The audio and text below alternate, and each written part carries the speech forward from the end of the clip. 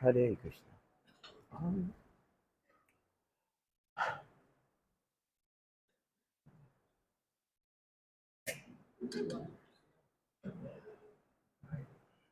Hare Krishna. So, our pranam mantras to Srila Prabhupada, since this will be a, uh, a group meeting about His Divine Grace, Jagat Guru, ISKCON founder Acharya, BBT founder Acharya, Savior of the world, Srila Prabhupada. So first our pranam mantras. Nama Om Vishnu Padaya Krishna Prasthaya Bhutale Srimate Bhaktivedanta Swami Iti Namane Namaste Saraswati Deve Gauravani Prasade Nivasesha Shunyavadi Paschatya Desha Tarane. And we receive Vedic knowledge, perfect Vedic knowledge from Srila Prabhupada. But are we letting it enlighten us? Well, we have to pray for that also. So, Om Ajnana Timirandasya Gyananjana Chalakaya Chakshus Unmilitanjena Tasmai Sri Gurave Namaha. Hare Krishna. So, I would like to ask this, you call it Youth Forum? Wonderful Youth Forum. Oh, at some point, if any of the ladies were here last night that asked questions, just someone tell me if they actually are here. Otherwise, what I like to do when I'm having a meeting about Srila Prabhupada is give everyone an opportunity to think about what they'd like to know about Srila Prabhupada. And it could be anything about him that I may know of, I'll comment on or answer questions about or describe things that happened. But this will only work if you have a question that you wondered. And since you're, as I was told, university devotees, thinkers, presumably, so you must have thought about Prabhupada ever since you heard about him and saw his books. So you must have some questions about Srila Prabhupada, where he comes from, who he is, what he's done, anything. So please, anyone with a question question, raise your hand. And when we get to as many questions as we can, I just want to hear them all first. Do we have a microphone that can go around? Thank you. Is it okay I speak in English, or do you need translator? Yes. Correct. Who needs translator? Okay, good. It takes twice as long. You speak in English, then someone has to repeat it. So, okay, your question. Hare Krishna. Hare Krishna back. Yeah, so it is said that no material circumstances can get devotional service.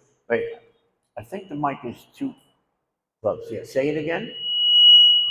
It is said in the NOD that no kind of material circumstances can check devotional service. No kind of material circumstance affects pure devotional service. Yeah, so during the time of Srila Prabhupada, everyone, left, right, and center, every small child and youth was becoming a devotee very fast, just by the association of Srila Prabhupada. I need help understanding. I have wonderful hearing aids. One of them broke, so I'm not wearing them. He's telling that at the time of Prabhupada, Yes, you see that preaching was very fast. preaching was very fast. They used to come, get inspired, and dedicate them. Like, Every youth and every child in the association of Srila Prabhupada is becoming a devotee very quickly. It was like amazing, just by the contact of Srila Prabhupada, everyone was transforming into a devotee. But once Prabhupada disappeared from this material world, it started dwindling away. Even then, it was difficult for new devotees to form, and the old devotees also started dwindling away. So the association of pure devotees is so important. So, what I would like to know, as it is said that no material circumstances can give pure devotional service, then why, after Prabhupada's disappearance, with the circumstances, the devotees started moving away, or it was very difficult to have many devotees. As during Prabhupada, devotees were so many devotees were forming so quickly. Pure devotional service was happening in the association of Prabhupada for the devotees so fast. Okay, let me try to understand this question. That after Srila Prabhupada departed from our vision, you're asking about something that did or did not happen, which is what is it specific? What's it, in one sentence? His question. preaching at the time of Prabhupada was Yeah. very fast Yes. and very effective. Yes. He's telling that after Prabhupada, it seems that it has reduced. Why? It is. Wait. It seems that it is what? It has become a little slower than. Oh, is that what you perceive? That's very interesting. Okay. That's a question we'll answer. And who else had their hand up? Yes? Where's the mic? Oh, okay. Go ahead. Since you got the mic, go ahead. But then the mic needs to move around. Okay, what's your question? What was your perspective towards Srila Prabhupada when you first met him? What when I first met Prabhupada? What, Help me. what was your perspective first when you met Prabhupada? How was your understanding before meeting? How you met Prabhupada? Before meeting Prabhupada, you just said? How was your perspective? He's asking. He's asking when I met Prabhupada. First time? Yeah, That's different than before. What was my perspective before? He said perspective. You want to know what I saw or felt when I first met Prabhupada? Okay. second question is what made you believe in him? And what made me believe in him? Yes. That's a very good question. Okay. Now, I saw some hands here. Hare Krishna. Hare Krishna. So, in today's morning class, in the purport, Srila Prabhupada had said, all reception is a total realization. For the pure devotee, word of the pure devotee injects the heart of the living entities. Yeah, the purport said, and the person he asked for clarification from is not accurate. The purport was written accurately that the pure devotee's sound,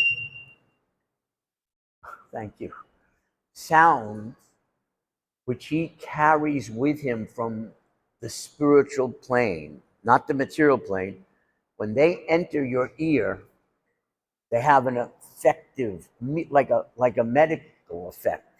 Like if you were sick, it's like an injection of a perfect vaccine and you get well right away. That's what the purport said. So what's your question? My question is that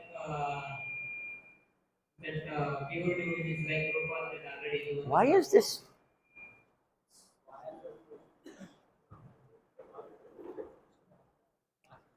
Prabhupada has already given the purpose.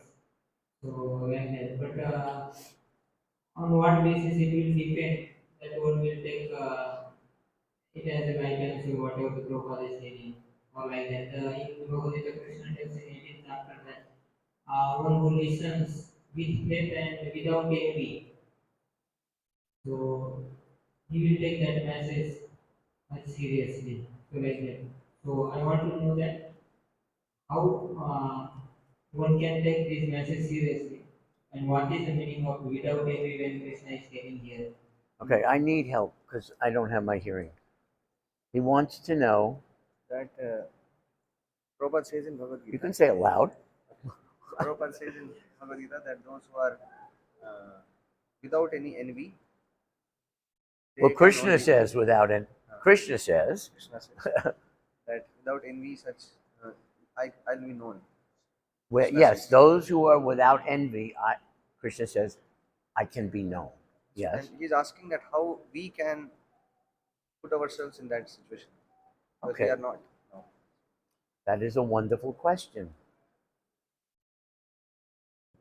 Especially since Krishna said the reason everyone comes into this material universe. By the way, do you know when you came into this universe? You don't remember. Ah. Well, according to Vedic calculation, the secondary creator, because Krishna is the primary creator, but the secondary creator of each universe is Lord Brahma. And he has a very long lifespan. And right now, approximately, he's halfway through his life. He lives 100 years of his year. His year is unimaginable to us relative to our time. He's 50, half through his life. So his whole life is more than 350 trillion Earth years, which is a number we can't imagine. I mean, we can see it on paper, we can do a little math. We have no idea what that is. How could we possibly relate to 10,000 years? We can't. We have trouble relating to yesterday. Anyway, so when did you come into this universe? Well, Brahma is halfway through his life. That means about 150 trillion years ago is when every one of us in this room came into the universe. Because we all come in at the beginning of the universe. And the universe is about 150 trillion years old so far. What in the world could have brought us here and kept us here for that incalculable, almost, and it's like an endless period of time? Well, Krishna says it's envy that brought every one of us here. So that is an excellent question. How do we deal with envy? Since it's what caused us to be here. It's what's keeping us all here. You know, the universe has another 150 trillion years to go. If we don't solve this problem of envy, we have a very, very, very, very long future of material life ahead of us. So we have to learn how to solve it. A great question. Okay, so the first question was, How at the previous when Prabhupada was there personally. oh yeah, what's happened since he disappeared? It seems things have got slowly moving as opposed to rapidly moving. The second question was, what was my impression when I first met Prabhupada, and why would I believe in him? Now we have this third question about, well, if we're under the spell of envy,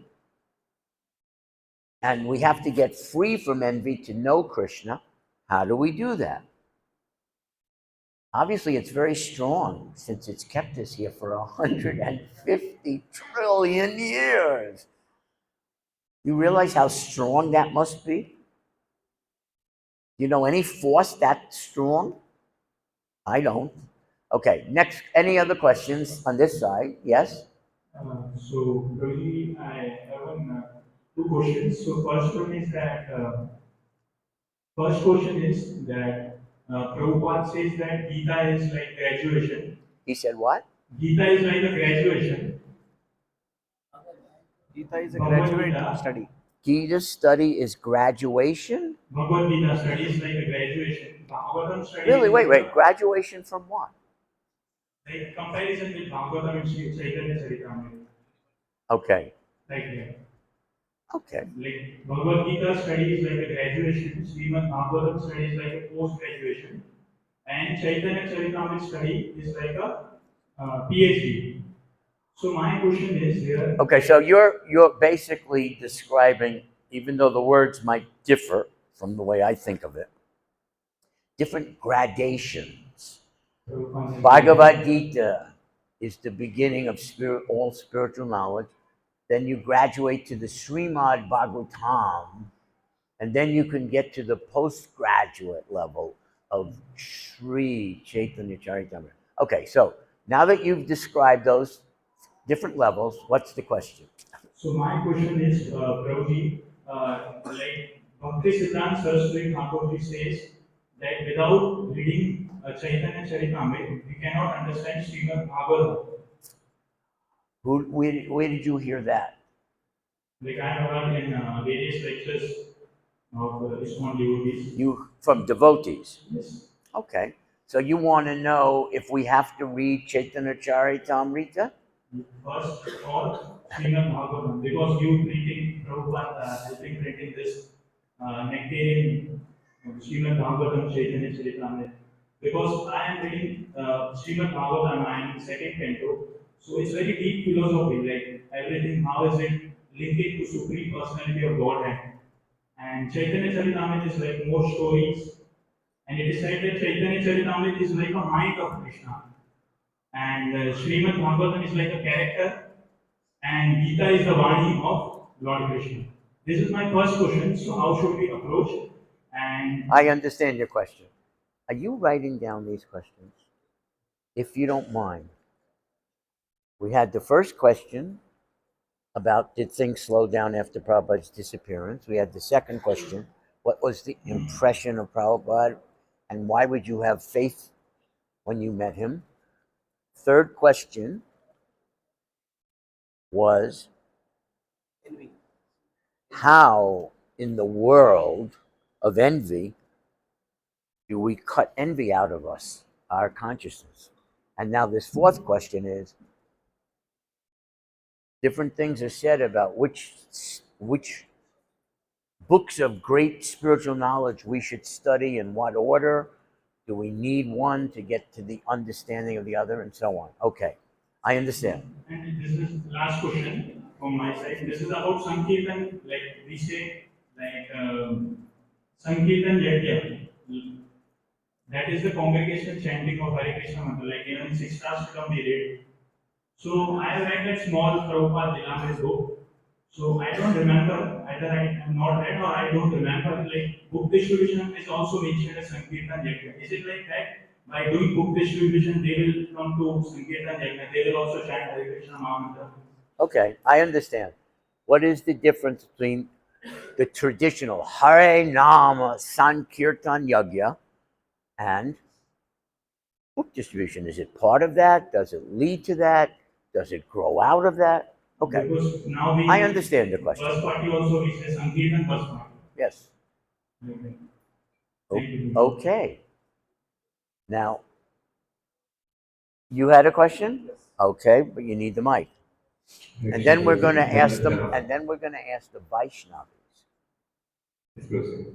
My question is that, Prabhuji, it's like if you read Prabhupada Leander, we see that all the devotees, like all disciples of Prabhupada, they had that intimate relationship with Prabhupada. And that innocence was there. It means like devotees. They were not duplicit while dealing with Prabhupada. They were Wait, I just want to understand. You're saying every devotee of Prabhupada, disciples, they had their own unique relationship with Prabhupada? So then the next part of your question is what? they had that innocence. Innocence. That a what? When we see proper disciples, Yes. we see first quality that they are very innocently dedicated to Prabhupada. They are very innocent. Is While that how you receiving- think of it? receiving Their knowledge. their intense, unalloyed dedication to Prabhupada seems innocent? Innocent, innocence. It's like, Well, he used the word innocent. Like a child, they were very, very much attracted to Prabhupada, and they were ready to do anything what Prabhupada says. Yes, that's not very innocent, but okay. So then what's the question? yes, that's it. Yeah. It's like they were remaining the heart. It's like, but we are not able to do this all these things at first. It's like, we don't have that innocence or else it's like we don't have that how to develop that. So you're saying because based on your material experience in kala, in time, and in your body, you weren't here when Prabhupada walked the earth to have met him and surrendered to him. So you're not seeing or feeling what the first disciples saw, or felt. Is that your question? Uh, yes, there's a little bit of that also, and then along with that, that was like while dealing with our seniors, we don't like we are duplicit while dealing with them. We show like our other face only. We are not like, we are not putting ourselves like we are putting ourselves in front of a mirror.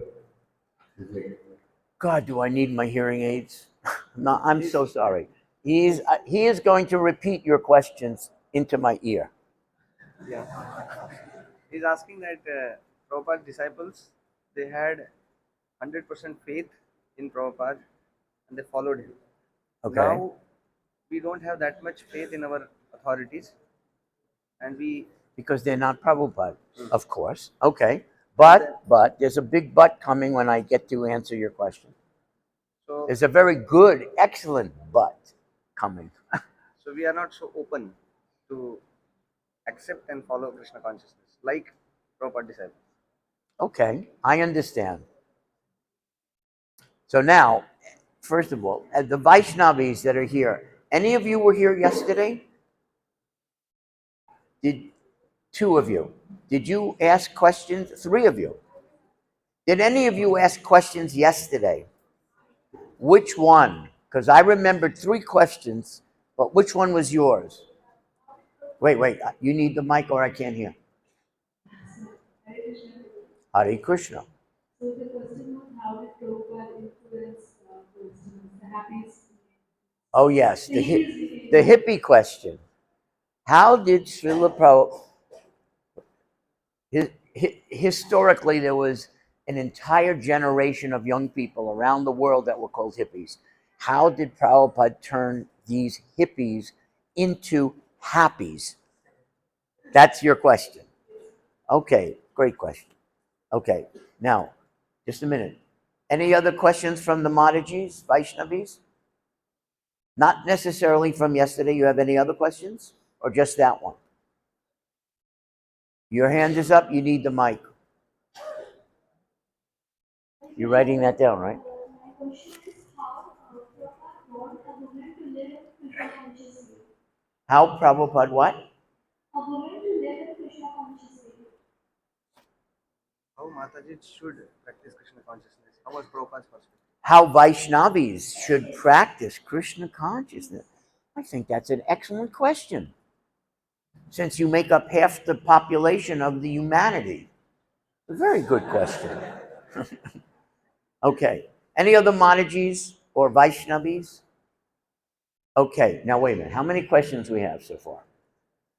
I'm glad that lady is not here about the Chaitanya Charitamrita. That would take up the whole night. Okay, so we have two questions from the Vaishnavis. And how many questions so far from the six altogether, or six just from this? 2. 6 plus 2. Okay. Dear Prabhus, I'm going to try. So far, there's 8 questions. I'm going to try to go through them in a way that's satisfying and thoughtful and accurate, and most important, spiritual. And then if we have time, don't forget your questions. We'll ask for more. Prabhuji, we cannot hear you properly.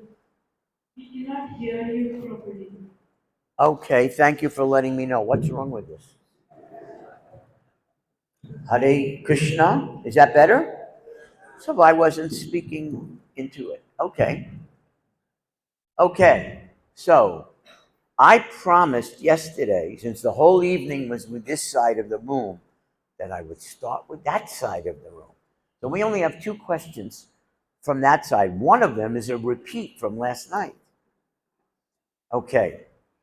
Have you actually ever heard of this term or description for an entire worldwide population of people between the age of, let's say, 15 up to maybe 27, starting in the 1960s, called hippies? Have you ever, anyone here know that? Have you even heard that phrase, that designation? Okay, you haven't. So this is like in historical time analysis. During the 1930s, okay, of the world, there was total global economic collapse. They call it in my country, they call it in the West, the Great Depression. Out of that time, that misery, oh, the material world has got miseries? Well, what a surprise. It's like being in an ocean. Could you ever count how many waves there are? No. Really? That's how many miseries there are. And do the waves keep coming? And do they ever stop coming? Well, that's the ocean of the material world. So, anyway, I'm getting to the hippie question. So, in the 1920s and early 30s, everything shifted from insane, wild wealth and misuse of money for sense gratification to total collapse of the economy. People were starving, there were no jobs, nobody knew what to do. So during that time, that's the time of my birth father and my birth mother. They lived in that time, and there were two designations for young people going through that. The first one was how to get out. They were looking into socialism, socialists. They wanted to be socialists and have everything equal for everybody. And the second group of young people trying to figure out a way out was called the fascists. And there were fascists in Spain, in Italy, in Germany, and something similar in Japan. And they believed in absolute dictatorship and control over everyone to get people out of this. So anyway, different times in history, young people get these labels. So now you fast forward to the world of the 1960s. That's the world when Prabhupada arrived in the West. The young people were living through what they call a Cold War between the Empire of America and the Empire of the Soviet Union, the USSR. These were giant empires, and they were enemies. They just had wars through proxy countries instead of direct. The reason they didn't do direct wars because they had huge arsenals of nuclear weapons. Okay, so everyone born in that era, growing up in that era, at any moment you think your life could end from nuclear war. You really did believe that. When I was in grade school, they had this wonderful drill for the 10-year-olds. Oh, we're now going to practice what happens if there's a nuclear attack. All the children, please get up, kneel down, and crawl under your desk. I did that as a kid. And that was supposed to save me from a nuclear blast, from the amazing heat and blast and shattered glass. I was going to be safe by crawling on it. So everyone feared that they were going to die in the 60s from this Cold War turning into another war.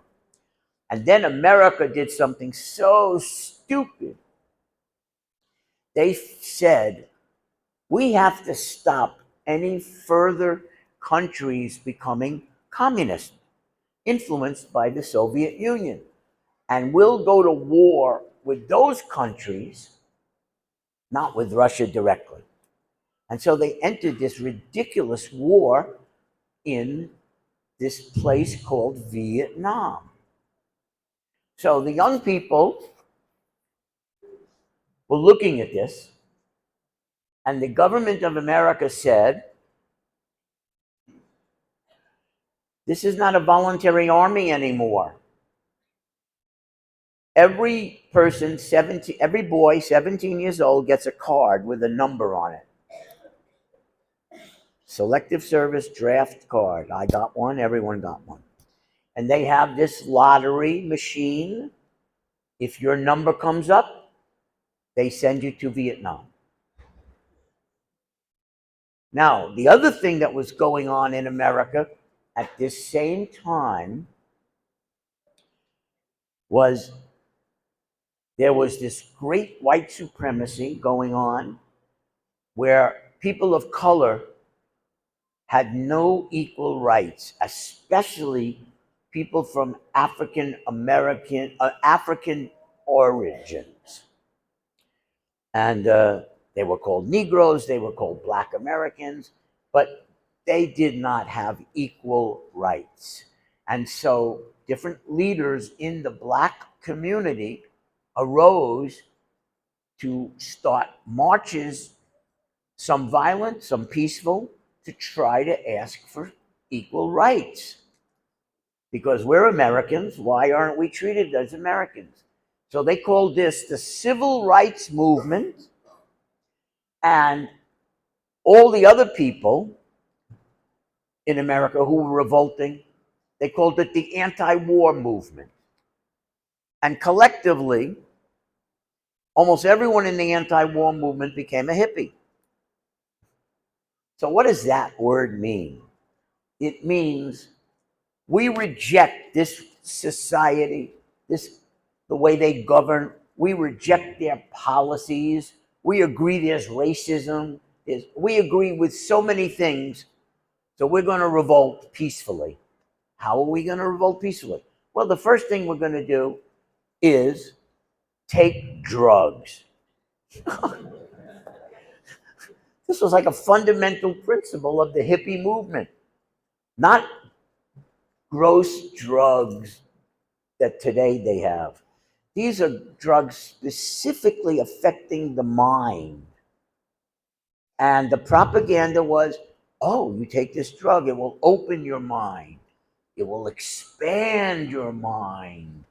You may even get yogic powers from these drugs. That's what they thought. Then, to distinguish themselves from people who were not revolting, they grew out, all the men grew out their hair the way women have long hair. Literally long hair. You couldn't believe it. Looked like women. Then the third thing about the hippies is they believe that their new way of life is going to be ushered in through sounds. Sounds. Very perceptive, but the wrong sounds. This was the beginning of the rock and roll bands of the world. The Beatles, the Rolling Stones, they had all these crazy groups, and they had huge concerts, overnight concerts, days and days where you slept right there in the concert listening to these sounds. And you thought between the sounds and these mind-expanding drugs, you were going to become liberated. So that, in a nutshell, is the hippie movement. And at the end, it was all about a different definition of sense enjoyment. Their idea of liberation was not the Vedic concept of liberation. It was just more power to have sense enjoyment through the mind. Anyway, into that world, Srila Prabhupada arrived. And he sees the sons and daughters of wealthy people, well-off people in America, rejecting their families, rejecting the capitalistic way of life, and revolting against it, and becoming hippies, and also joining this nonviolent civil rights movement, which this Martin Luther King preacher was trying to model after what Mahatma Gandhi did. So Prabhupada comes into that world, and he has to get all of them out of the bodily concept. How are you going to get the blacks out of the bodily concept? Their entire movement is about the bodily concept. I'm black. You're not treating me like I'm a white. So Prabhupada's seeing this intense bodily conception among the black population. But among the white population, Prabhupada is seeing they are so convinced that their bodily concept is going to be based on artificial drugs powering up different parts of their mind so that they can have much greater sex and much greater sense gratification. They coined a phrase in the hippie era, terrible phrase, called free sex. Free sex means they don't wait to be married, and they don't wait to just have one sex partner. Free sex meant literally like animals, free sex. And the women were going along with it, the boys were going along with it. That's the hippie movement. So Prabhupada has to come into that world, and he's going to teach people, okay, I'm going to teach you the truth about who you are. You're not the body, how you can see spiritually, but you have to give up sex. But you have to give up drugs. But you have to give up thinking you're black. You have to give up your long hair. All these things. So how did Prabhupada change that entire world of young people from hippies? It wasn't just America. They were all over Europe. They were in England, everywhere. How did Prabhupada change them from hippies to, you said happies? That means from hippies in the bodily concept, civil rights people in the bodily concept, into happies means I'm not the body. He's giving me a way to experience I am something different from my body and from my mind. And that's who I am, and that's nature, is to be always happy. So how did Prabhupada do that? Well, first of all, Prabhupada is not someone born in the normal way. Prabhupada is a soul sent into the universe on a mission. Who sent Prabhupada? Besides his Guru Maharaj, who is an assistant to the gopis of Vrindavan. Who else sent Srila Prabhupada to come into this universe? Lord Sri Chaitanya Mahaprabhu and the entire Panchatattva. So when they sent Prabhupada, in him was these divine energies, these divine potencies. He carried these potencies from Lord Chaitanya. How is that possible? Well, Prabhupada gives an example. If there is an electric power plant, and you connect yourself with a wire to that electrical generator. Electricity is coming through the wire, and if you touch it, the electric current goes into you. So, the spiritual current of Sri Chaitanya Mahaprabhu entered into Prabhupada and was always like an electrical current flowing in Prabhupada. That's amazing. And the electrical current from his guru of Gopi Bhav and Madhurya Ras and all the other rasas of Vrindavan, that was a current, a never-ending electrical charge entered into Prabhupada, and it was always charging him. So this person comes into the universe and at the appropriate time reveals himself and comes to the West with all these potencies. And he calls up to the spiritual world to bring down the pure, full, we don't have the words, names of Krishna and Radha and Lord Balaram. He calls for those names, which are Krishna himself, Radha herself, Balaram himself. What does it mean that Krishna himself? It means the whole spiritual world is with Krishna. All of Krishna's material and spiritual energies are always with Krishna. All of that's in the name Krishna. Prabhupada had the ability to bring it from the spiritual world through. This universe has shells. These are very dense shells. He brings this sound through those shells, through the ether, through the space, through the air, through the different planetary systems, right to this amazing place in New York called 26 2nd Avenue. And it was a storefront that Prabhupada and his first followers rented. It had a big sign called Matchless Gifts.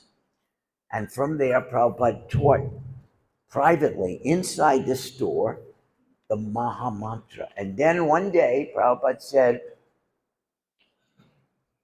I want you to come and follow me. Now that you've been chanting this Maha Mantra, we're going to walk about 5 streets to a wonderful park called Tompkins Square Park.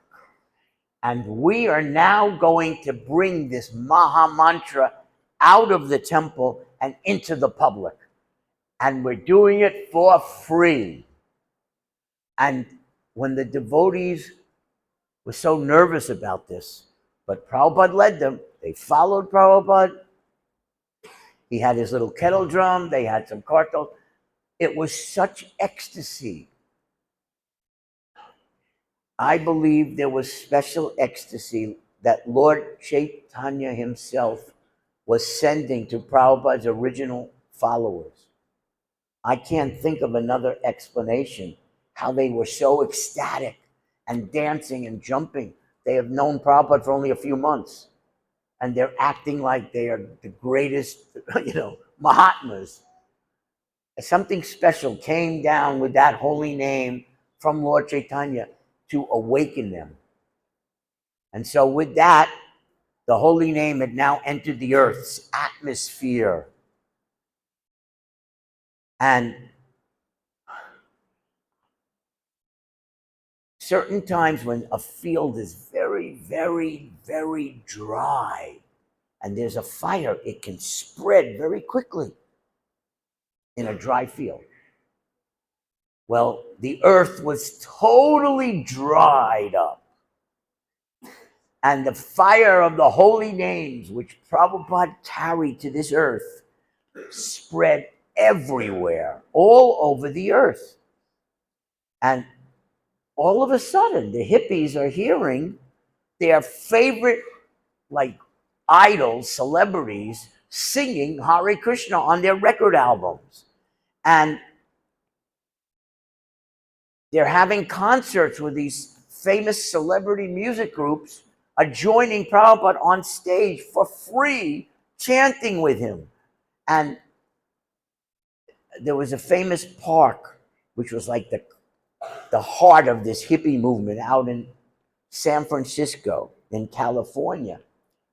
And in this park, Golden Gate Park, every day, tens and thousands of people would be in this park, and the devotees would be there chanting and giving out prasadam. And the news, it was spread like fire into their hearts. The newspapers said, Hare Krishna seems to be the religion of the hippie movement. That's what it looked like to reporters in the news, that they're all chanting. And what? They're giving up their drugs? And what? They're giving up their free sex? How could they be? Some of them are going to practice celibacy? The newspapers could not believe what was happening. When the holy name gave them such awakening and bliss, they were willing to pay the price. Okay, goodbye drugs. Pay the price. Goodbye flesh eating. Because Americans were all meat eaters. Most of them grew up in being meat eaters. All over Europe, meat eaters. Goodbye killing animals. Goodbye drugs. And the hardest, goodbye sex, illicit sex. And the ecstasy of the holy name when Prabhupada was here was that powerful that these young hippies, they somehow agreed to give all these things up. So I don't know how else to explain it. But I was one of those hippies. When I was in my teenage years, 16, my whole school thought I was a hippie. 17, my whole school thought I'm so anti this government and the Vietnam War that I'm going to become a violent revolutionary with bombs and blow things up. If you ever saw my high school graduation and the thing people wrote under my picture, you wouldn't believe what they thought I would become. But instead, the holy name captured me. I was going to college, trying to figure out where I could find a spiritual master and a yoga teacher. And do I have to go to the Himalayas and live in a cave? And I was really searching. And one day, walking to my college classes, I heard the sound of kartals. I had to follow that sound. What is that sound? My soul jumped at that sound. And it led me to a small Harinam party on the streets of my city, which was Portland, Oregon. And so for the next month, basically, I would walk the city streets, so-called walking to class, but really waiting to hear the sounds of the kirtan, and cutting class, going to the kirtan. And that kirtan, which Prabhupada brought to this earth, while he was here, Lord Chaitanya was helping Prabhupada by making the kirtan instantly have effects on conditioned souls so that they could immediately wake up and start helping Prabhupada. It was like magic. That's what happened when Lord Chaitanya saw that Prabhupada gave up everything, got on a boat, had the massive heart attack, came to New York with 40 rupees, one of the most expensive cities in the world to live, so cold. He was living in a single room. It was broken into. His typewriter was stolen. His Bhagavad Gita manuscript was stolen. And Lord Chaitanya is watching this devotee, this great soul that he sent, go through all this. And then Lord Chaitanya said, I have to help him. I have to send him helpers. So I'll just wake them up. When they hear the holy name from Srila Prabhupada and his followers, they'll just wake up. It was something special that Lord Chaitanya did so that Prabhupada can initially have a lot of followers. Very quickly, like you were noticing, yes, very quickly he had thousands and thousands of hippies turned into happies, as you call it.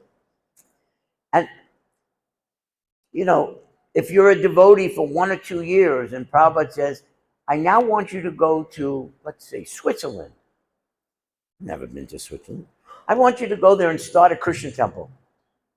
I want you to go to France, start a Christian temple. You 6, I want you to go to London and start a Christian temple.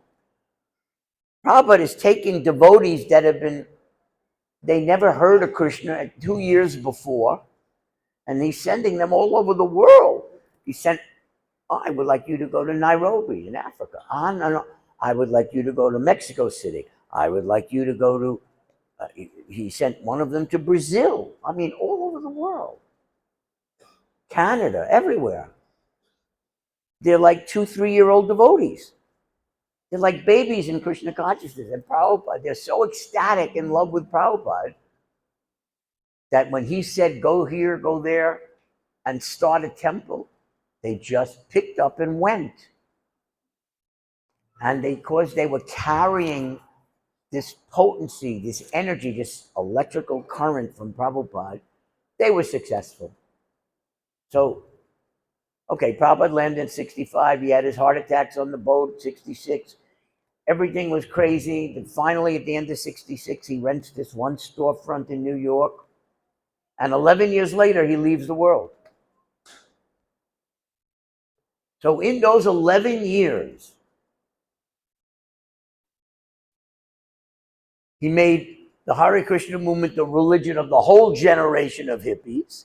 He opened more than 120 Krishna temples all over the world. He started having Bhagavad Gita, Srimad Bhagavatam, Sri Ishopanishad, so many books being sold in quantities that are unimaginable. Can you imagine 10 years after Prabhupada arrives in America, that the American devotees are going to sell 1 million hardbound Bhagavad Gitas as it is to the American public in 1 year? 1 million. No one had ever printed 1 million of any book before. This was the biggest printing in the history of hardbound printing in America. 1 million at one time, and the devotees did. Where is how the potencies that Prabhupada carried and empowered his devotees with are just incredible. How do you capture the biggest celebrities on the planet that everyone adored, the Beatles, and turn them into devotees? At least one. It's just amazing what Prabhupada did. How, with all of this that he has to train thousands and thousands of devotees, go to all these different countries and meet the devotees who are just joining in all these different countries, meet professors and religious people and all kinds of government people from all over the world, build temples, sustain them, train everybody. And then, it's not like he just decided to do this, but he's like the 7th Goswami. The 6 Goswamis are gopis. You understand? We all understand that they're gopis who came down to the earth to study the scriptures and present the highest truths in the mood of the gopi. Prabhupada's like the 7th gopi. Why do I say that? Because I watched Prabhupada go to bed at 10 o'clock and wake up at 12 midnight. For 10 years, I watched him do that. Sometimes, one time, I asked Prabhupada if I could be one of his traveling secretaries. He said yes. That was in January of 1977. And we were taking a nice train to different parts of India. And it had a sleeper car. And Prabhupada was on one bed in the sleeper car, and I was on the other bed in the same car with Prabhupada. So when I tell you I watched him take rest at 10 and wake up at 12, I saw this. And anyone who was Prabhupada's secretary saw this. How does someone give up sleep for 10 years? Is it even possible in the Kali Yuga that somebody can just give up sleeping? And when everyone else is asleep, enter into a state of divine, call it samadhi, divine communion with Krishna. So together, Krishna and Prabhupada are planning the words for his books. And 3-4 hours every morning, while everyone's sleeping, Prabhupada's writing a book a month, 400 pages of brilliant, perfect, pure bhakti translations, and even more amazing purports. You know, there was this one professor that came to visit Prabhupada. One time he was visiting in France. And he was a very well-known scholar in the biggest university in France, probably the Sorbonne, and he was an Indologist. And he met with Prabhupada. He saw Prabhupada's books coming out in French. He also read them in English. And after he met with Prabhupada, he spoke to the devotees outside of Prabhupada's room. And he said, you know, your spiritual master, your teacher, he's doing things with his translations that are very unusual. And the devotee said, what? And the professor said, he's adding words. I'm reading the Sanskrit, and your teacher is translating it and adding the word Krishna right in the text. And in the purport that's explaining the text, he's writing the whole Hare Krishna Maha Mantra, and he's talking about Krishna in so many different ways. You don't get that from the text, the Sanskrit. So your guru is, and he's calling it as it is. This is very strange. So after the professor left, the devotees went back into Prabhupada's room and told Prabhupada what this professor had observed. And Prabhupada smiled like the sun and said, aha, yes, he has understood me. He understands that I am adding the necessary emphasis to my translations and purports, and don't ever change them, because these books are going to last for thousands and thousands of years. Before my books, there were so many hundreds of nobody ever became a devotee. Now my books are here. There's thousands, tens of thousands of devotees. Don't change them. He understood me. I am adding special emphasis. So that's a long way of explaining the potencies that Prabhupada carried to transform the hippies, the civil rights people, these young people that were open to searching for something better, into Vaishnavas, Vaishnavis, willing to give up meat, give up drugs, which they were so attached to, and give up the free sex, which was being freely offered. That is so amazing that all of a sudden we're like celibate. Anyway, that's what Prabhupada did. That's the power he carried, like from the original powerhouse, power station, Krishna. It was in him. There was no separate interest between Prabhupada's interest and Lord Chaitanya's interest. So I know that was a long answer for your question, but you waited 2 days to hear the answer. Okay, the next Lady Vaishnav question was, Srila Prabhupada wanted Vaishnavis to practice. oh, yes.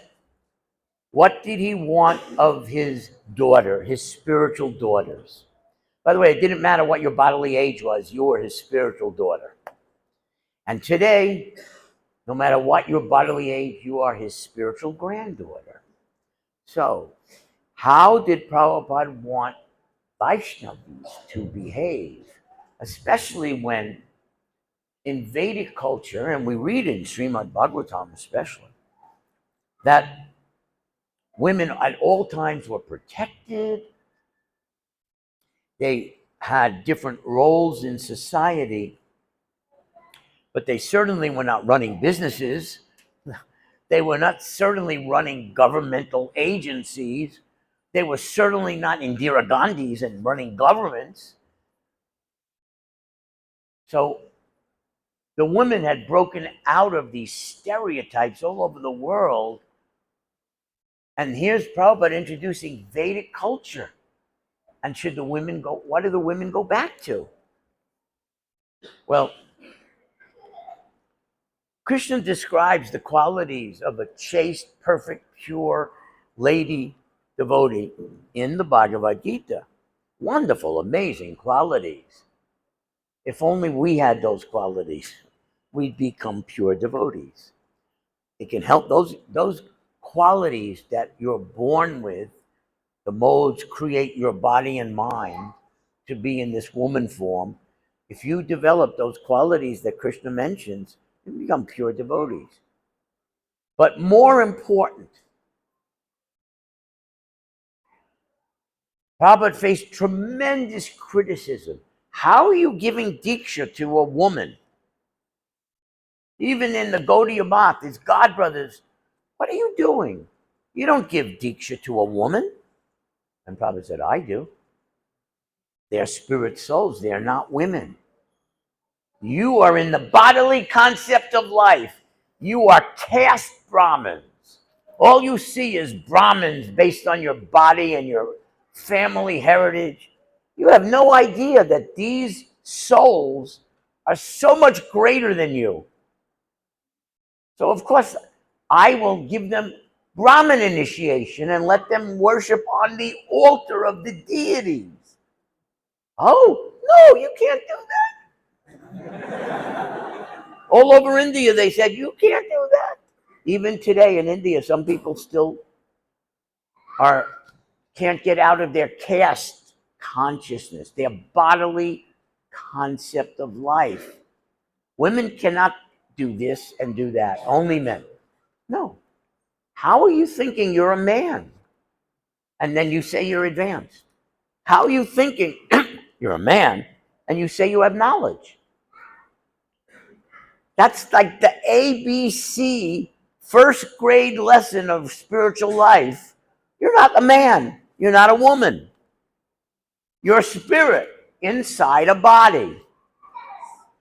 And you've been inside material bodies for 150 trillion years, rotating one body to another, to another. So why you say you're a man? Why you say you're Indian? Why do I say I'm American? Why does the cow say he's a cow? Why does the hog say he's a hog? This is the diluting potency of the material energies of Krishna. And Prabhupada came to awaken every soul to the truth. You are not your body. You're not. So Prabhupada elevated his daughters and granddaughters now to be equal. Now, that doesn't mean we mix freely. We still observe certain etiquettes. There's still some truths that woman's form disturbs the male eye. Male form disturbs the woman's mind. There's all kinds of truths about the interaction of the male form and the female form. That's part of knowledge, to know that and to protect yourself from being trapped by your senses and your mind. The eye wants to see the form of a woman if you're in a male body. And the male body that's what the eye of a woman wants to see. So wonderful. Go ahead, see it. Make that way, you can become very attached. Your next birth will definitely be in the body of a woman. All of you who become attached to looking at the form of a woman, congratulations. That's your next birth. Wonderful. Now, for the women, they may think, oh, let me get attached to a man. This is great. My next birth will be in a male body. That's not the purpose of the next birth. The next birth is not the plan, oh, a human body in this gender or in this nation or even a human, higher human on there's so many planetary systems that are celestial compared to Earth. No, that's not the purpose of the next birth. The purpose of the next birth is to be eternally absorbed in Krishna, feeling his love, awakening your love, so that your next birth is full of bliss. You don't care what body you have if you're full of bliss. You don't even think about what body you're going to get and where it's going to take its birth. If you wake up in a womb full of bliss, does any of that matter? That should be our goal. And that's how Prabhupada trained his daughters to make that their next birth. And that's how he trained his sons to make that our next birth. And do not fall victim to your senses. Because if you do, you haven't made it through Bhagavad Gita at all. You want to know, what do I read? Which should I read Chaitanya Charitamrita first? No, you really should read the Bhagavad Gita first. It will prepare you for all Vedic knowledge. If there's just one book in the world, let it be Bhagavad Gita as it is. Not Bhagavad Gita by anybody else, but the Bhagavad Gita as it is that made the world devotees. I'm just going to jump to a question you asked. Do you know how many devotees there are right now in Russia? Because you said things slowed down. I know you said that. You wanted to know why they seemed to slow down. We have at least 50 or maybe 70 temples in Russia. There's more than 100,000 Russian devotees. When Prabhupada was here, there were like 2 or 3. Does that sound like things slowed down? Now wait, do you know how many devotees there were in Ukraine before this crazy nonsense? Probably another 100,000 devotees in Ukraine. You know how many devotees there were in Poland? I mean, in different countries in Europe, that they just had a handful of devotees while Prabhupada walked the earth. But that seed that Prabhupada planted has been growing and growing all over. It's like a tree that's so tall that the branches keep growing and spreading across. They reach over on top of every country of the world. And then the tree has these amazing fruits that just fall down into those countries. And that's what Prabhupada planted. I promise you it's never going to slow down. Ever, ever, ever. Prabhupada saw a time when the whole world is going to be under a Krishna conscious government because the people of the world demanded such a government. That doesn't sound like it's going to slow down to me. It is immeasurable and almost inconceivable, the Bhakti Shakti, the energy of Lord Chaitanya that's in the holy names and in the Sankirtan Yajna, and in the books, which are, by the way, Prabhupada said, the books are deities. They are the literary incarnation of God. And when we were having this marathon to print the whole Chaitanya Charitamrita, it was 17 volumes in 2 months. To do that, Prabhupada wanted it. We loved him so much, we said, we'll try. We'll just make it happen, Prabhupada, because you have told us we're idiots if we say something's impossible. So, okay, how dumb. You say to God or his representative that, oh God, this is impossible for you. I don't think anything is impossible for God. So we knew that we could do it. So everyone just stopped sleeping. I guess people went to the restroom. They stopped doing laundry. The whole temple of New Dwarka did their laundry, brought them food. If they needed toothpaste, the whole temple of New Dwarka was supporting these devotees who never left their workstations. They'd stay up until they fell asleep.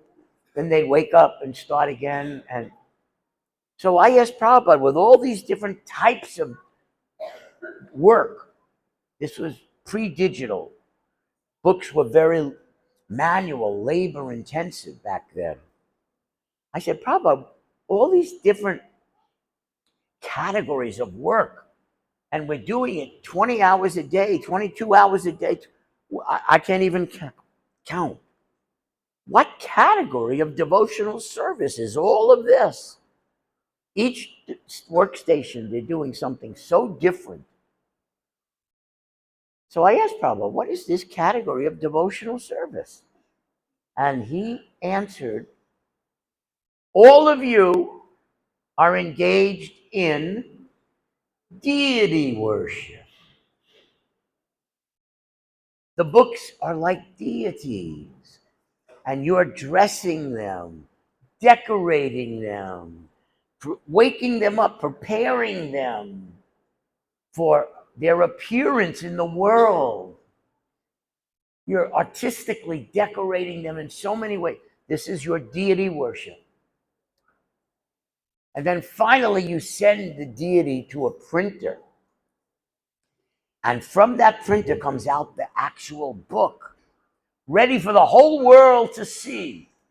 And when the whole world starts seeing the book, that is a different category of devotional service.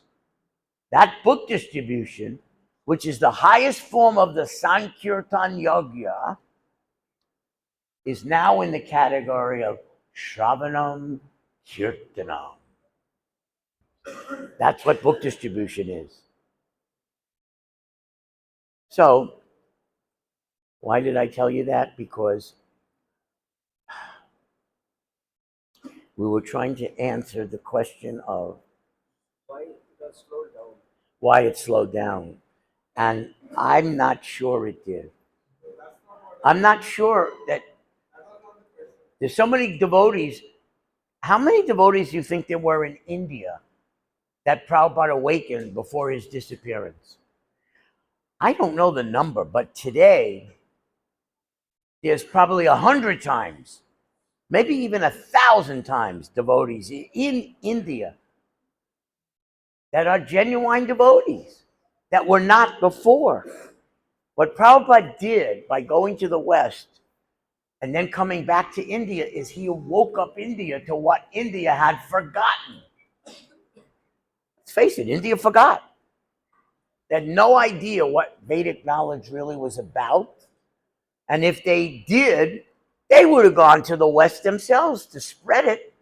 So that's the proof they didn't understand the higher truths of the Vedas, because they were not going to the West and Europe and South America and Middle East and Africa to teach Krishna to the world.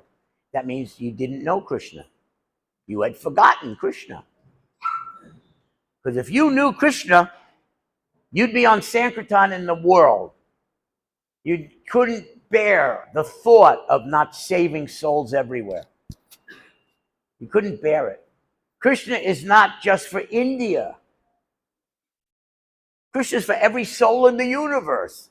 He is the seed-giving father to every living being in whatever species they inhabit. Krishna cares about every one of them. They're his children. We are his children. So I can tell you that Prabhupada once told me, it is the nature of the spiritual energy that it is always expanding, always increasing, not just in geography. It's always expanding in realizations of knowledge and its gifts. It's always expanding in bliss and ecstasy. And most important, it's always expanding in your love, in your heart, which you've never had before. Whoever really knew love that never ends? You don't get that even from your daughter or son if you're a mother. You don't get it from your wife. You don't get it from your husband. Who else can people love? Their friends. You don't get unending love that increases in the feeling in your heart of love every moment. As soon as you look at it, it just increased again. You look at it again, it just increased again. Who ever heard of a love like that Prabhupada brought to this world? Because that's what Lord Chaitanya wanted Prabhupada to distribute. Prabhupada's secret weapon was knowledge and love. So there was a question about, when I first met Prabhupada, why would I have any faith? Why would I surrender my whole life to him? I tried indirectly to just answer that. Everybody who's human is curious. You get so many questions. All the time we're asking questions, right? So, Prabhupada, in his teachings, made us, Lord Chaitanya made us awaken our higher consciousness to realize that he's now showing us what spirit really is and how the material particles in the universe are not the cause of everything. They come because of spirit. I mean, Prabhupada described descriptions of the universe blew our minds. And the idea that we could reincarnate and be in a higher species or go back into an animal or insect or bird or reptile body. I mean, this knowledge was just so overwhelming. So Prabhupada was like the emblem of perfect knowledge. So that was the thing that we all saw in Prabhupada. But, the famous but, Prabhupada awakened in everyone that came to him an experience of love that we never had with anybody else. We finally understood what the word love could mean. We got a taste of real love. Prabhupada would never stop loving us. If we make a place for him in our heart, he'll be there forever. That doesn't work with a son or daughter or wife or husband or mother or father or friend or anybody else. But it works with Prabhupada as it works with the Lord Paramatma. And he let us feel that. Lord Chaitanya woke us up to feel spiritual love. So if you want to know why we had so much faith in Prabhupada, because right from the beginning, this torchlight of knowledge and Krishna Prema, both were embodied in him and we were feeling it. We were sensing it. He was giving it to us, and we were experiencing it. And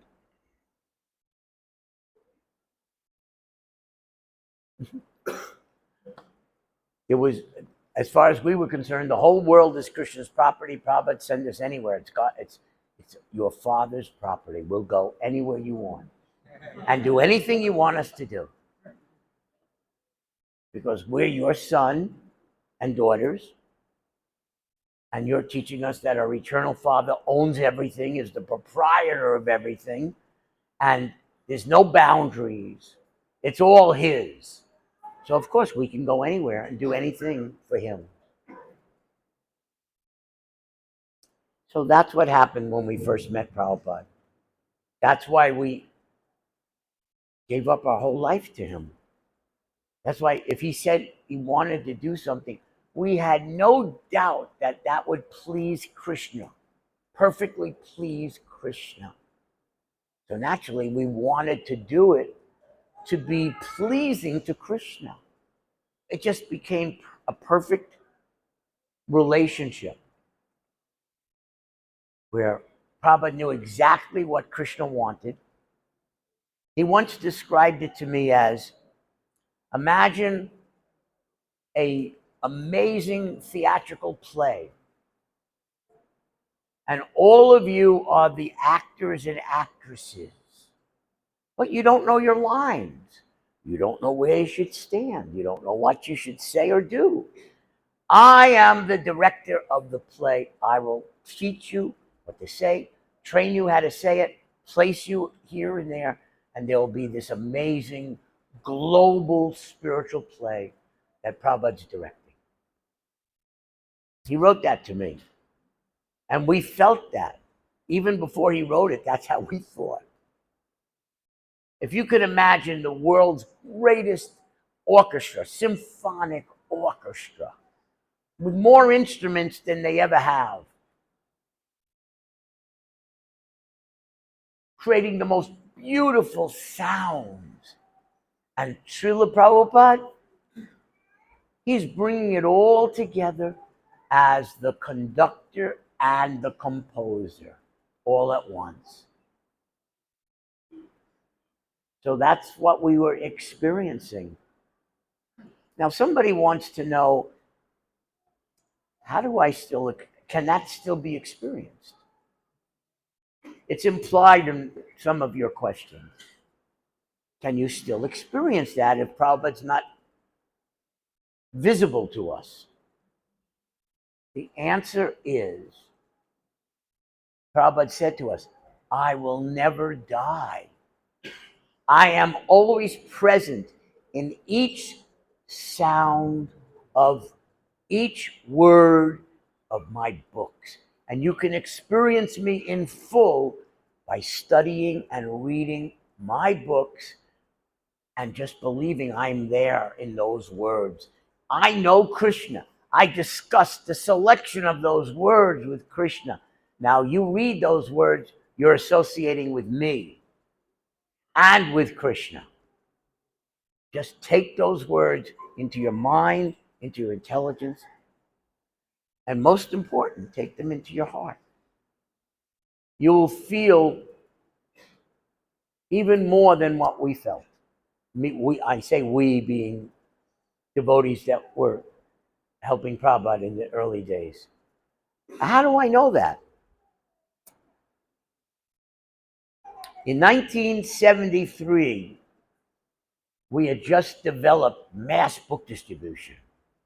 And every day, Prabhupada was visiting LA. I was a Sankirtan leader. So every day, I'm writing a letter to Prabhupada with the names of the book distributors and how many books they distributed that day. And at the end of the day, maybe 9:30, 10 at night, I'm running over to Prabhupada's quarters. In LA Temple, Prabhupada's quarters were up one flight of stairs. Beautiful quarters. He had a sitting room where he did his translations. He had his bedroom where all the paintings from the Krishna book were there. He had his library room. I mean, it was just wonderful quarters. He had a kitchen. So I would bring this report, daily report, up and give it to Prabhupada's secretary, Brahmananda, or sometimes his servant, Shrutikirti, but mostly Brahmananda. And one day, Prabhupada took out his pen, and on the page of one of my daily reports, he wrote these words: "My dear boys and girls, you are sacrificing so much, tolerating going out into the material energy, being with the non-devotees, all of this. You're sacrificing everything to help distribute these books, to save these souls." Then this is the point, his next sentence. "Surely my Guru Maharaj," that's my spiritual grandfather, his Guru Maharaj, "surely my Guru Maharaj will be pleased upon you 1,000 times more than me. And that is my satisfaction." So, to pick up from that, I have no idea who your Guru Maharaj might be. Now, in 100 years, there will be Guru Tattva. But I guarantee you, the difference between Prabhupada and Srila Bhakti is 1,000 times more. Well, the difference between Prabhupada and any other guru, 1,000,000 times more. So you're going to please Prabhupada 1,000,000 times more. He's your spiritual grandfather. Next generation, he's your spiritual great-grandfather. He is your eternal Siksha guru. You're going to get more mercy from the grandfather than from the father. Because the grandfather just loves to give, give, give. He's not that. He knows you're getting trained by your father, so now he's just giving, giving. That's grandfather, playing with you, giving you mercy. That's what you can expect from Prabhupada. You may not believe it, but if you truly study Bhagavad Gita carefully and any other books that you're reading, you'll begin to feel he's present. He's right here. Okay, I'm going to go to sleep, whatever I have to do tomorrow. I can't wait to wake up and see what Prabhupada's going to tell me next. I'll read another book page. It's like sitting with Prabhupada and he's telling you something new. Then the day goes by, you go to sleep, thinking, I can't wait to see what Prabhupada's going to tell me tomorrow. And you just read another page. And you'll begin to feel Prabhupada's talking to me personally. And I'm so excited to see what he's going to tell me tomorrow. And the next day. And the day after. That's the mood of reading Prabhupada's books. And as far as this quote, you can't understand Bhagavad Gita without Chaitanya Charitamrita, no, that's not accurate. What differentiates Lord Chaitanya from Krishna is that the Kali Yuga was so bad, so degrading, that Mahavishnu, the source of all the universes, who impregnates the jivas into them, he started looking at this Kali Yuga, Kala, and saying, this is impossible. These souls have got, when they get a human body, it'll be useless. They're so degraded and polluted by the modes of nature. Lord Krishna, you have to come and do something. You said they first have to be thinking of you all the time and be your devotee so purely and rise above false ego, and then you'll free them from all their sinful reactions. So Lord Mahavishnu says to Krishna, that won't work. It worked when you said it. But here we are, 4,500 years later, that won't work anymore. That's how fast Kali Yuga ruined everybody. This Mahavishnu appeared in our earth as Advaita Acharya. saying this to Krishna. You have to come and you have to change what you said, amend what you said in the Bhagavad Gita. So you have to awaken them even before they're thinking of you at every moment. You have to make them feel love for you even before they're qualified to be your devotees beyond the false ego. You have to give yourself for free. Can you do that? And God, Krishna said, yes, I will come to do that by delivering the Maha Mantra and investing in the sound of those words in that mantra. Everything you ask for can be achieved, and I'll give that for free. And all they have to do is sing 3 words. It's only 3 words: Hare Krishna and Rama. Hare Krishna, Hare Krishna, Krishna Krishna, Hare Hare, Hare Rama, Hare Rama, Rama Rama, Hare Hare. And so Lord Chaitanya agreed to go beyond, go to a level that Krishna didn't even go to, that no incarnation of Krishna ever went to. Lord Chaitanya is so special that when Rupa Goswami saw him, he immediately burst out, Namo Mahavadhanaya, Krishna Prem Pradayate, Krishnaya Krishna Chaitanya Namni, Gaura, you look like Radharani, Gaura Tishe Namaha. That's what Rupa Goswami, the Gopi, said as soon as he saw Lord Chaitanya. This is, he couldn't believe. This is like Krishna, but Radha's inside you, and you're giving Krishna praying, and you're not waiting for them to be qualified. You're not choosing, is it a woman or is it a man? What's a suitable time? What's a suitable place? You're making no rules. You're just giving Krishna praying. This is Krishna in the mood of Radha, wanting to bring every soul to give Krishna more pleasure. Doesn't that sound like Radharani? She wants unlimited pleasure for Krishna. So when Radha is in Lord Chaitanya, he's assumed her mood. Now he's thinking, I want every soul. I'm offering them very tastefully. I'm going to bring them to Krishna to increase Krishna's rasas. So if there are hundreds and hundreds and hundreds of millions of coward boys, now there'll be billions and billions and billions of coward boys. And if there's hundreds and hundreds of millions of gopis, now there'll be billions of gopis. This is how Lord Chaitanya is thinking, by collecting every soul in the universe to present and bring them to Krishna. And we are his tiny little instruments. Look what he left for us to do. It'll take more than one life to do it. Some of you, your next birth could be on the planet where Krishna is next appearing in a different universe.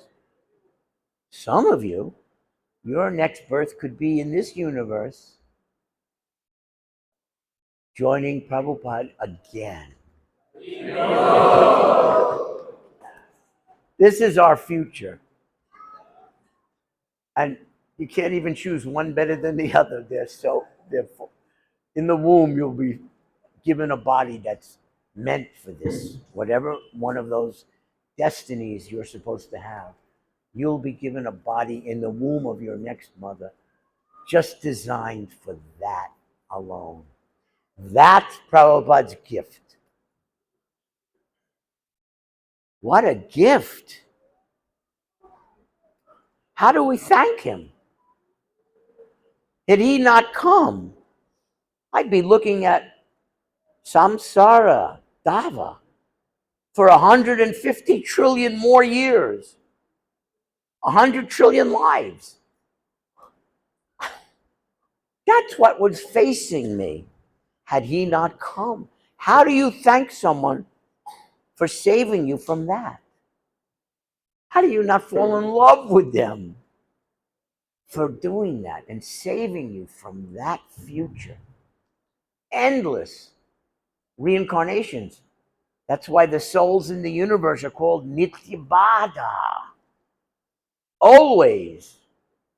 Without being able to trace when it started, and you'll never be able to trace when it ends, you're conditioned souls. Suffering. You've been tossed in an ocean of misery, and each wave is another misery, and you're in this ocean. Sometimes you sink, and sometimes you rise up to the surface. You get another body, then you sink again. That was our eternal life until Prabhupada came from the spiritual world, bringing what he brought, bringing what Lord Chaitanya wanted him to give out for free.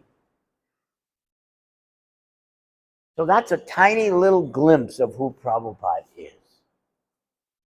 That's just a beginning glimpse. We sing at Guru Puja, Ha ha Prabhu Korodoya, Ebe Yasha, Gushuk Tribhuvana. Remember the one. So what does that mean? Ebe Yasha, Gushuk Tribhuvana. The denizens of the three worlds are stunned that Prabhupada came into their universe. They're stunned. They're so acknowledging him and worshiping him. He came from Goloka, which they can only hear about, and he entered their universe naturally. All the demigods, all the residents of all the planetary systems are just amazed that Prabhupada came into this universe. We sing that line every day during Guru Puja. Try to imagine what it really means. We don't see Narada. Maybe he's coming to see Prabhupada. Well, he did. When Prabhupada first took the Harinam out into the parks, one day he started chanting Narada, and they asked Prabhupada, why? He says, you did not see Narada came to see the fun? Narada came. I mean, Prabhupada can see everyone. He could see forms that are truly beyond our limited eyes to see.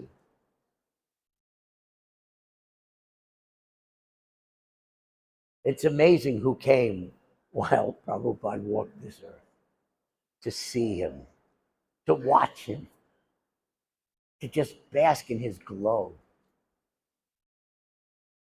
We're just beginning to learn and explain who Prabhupada really is. So it's time that we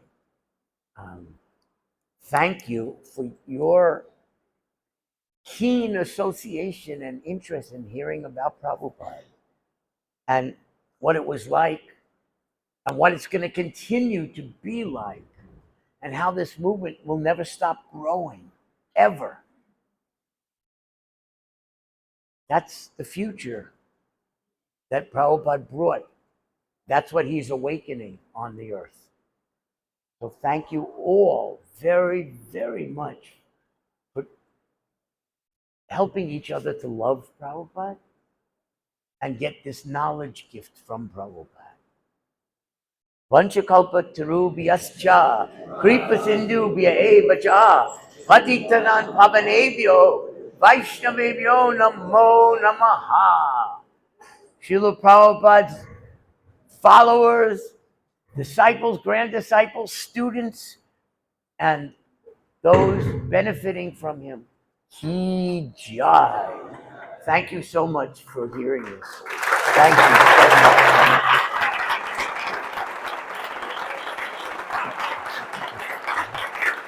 Hare Krishna.